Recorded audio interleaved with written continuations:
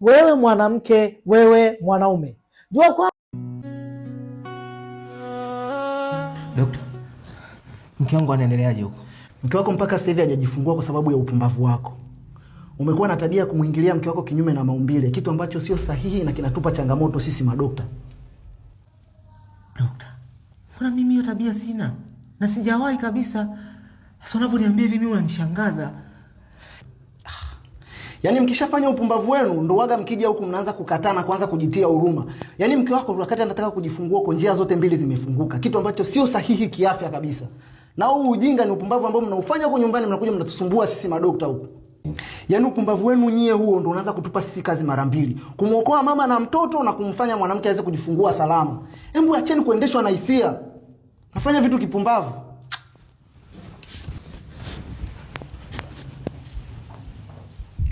Hivi mume wangu, nikuulize swali. Hivi mume wangu, unaweza kumwingilia mwanamke kinyume na maumbile? Yaani kama kuna kitu ambacho huwa hata sipendi kabisa kukisikia masikioni mwangu ni hayo maneno. Yaani hivi unajua ni dhambi kubwa sana hiyo. Yaani kwanza wewe unaanzaje kumwingilia mwenzio kwamba hujui kitu kilichohalalishwa au ni tamaa gani ambayo inakupelekea? Uoni ushetani? Uoni hiyo ni dhambi kubwa? Kesho na kesho kutwa mbele ya Mola wako utasema nini? Mimi kwa kweli vitu kama hivyo sipendi kuvisikia.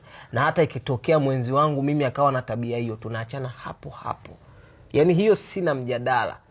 Kwa sababu kwanza licha ya kunikwaza mimi, umemkwaza na Mola wako. Sio, unanielewa? Na siku nyingine katika stori zetu sipendi kusikia maneno ya hivi. Jamani mwanangu, mimi nimekuuliza tu. Katika story hivi unashangaa mindset inajiseti, inaanza kuwa inafuatilia hayo mambo, afu unajikuta umeingia kwenye hayo mambo. Mimi sitaki tena siku nyingine kusikia hizi story. Sawa babangu, nisamee, mimi sirudi tena. Jamani, mbona mimi sijawahi?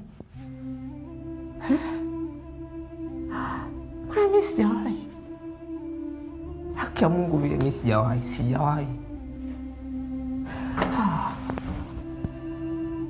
Mimi sijawahi. Mbona mimi sijawahi? Jamani, mimi sijawahi. Haki ya Mungu, mimi sijawahi. Haki ya Mungu, mimi sijawahi.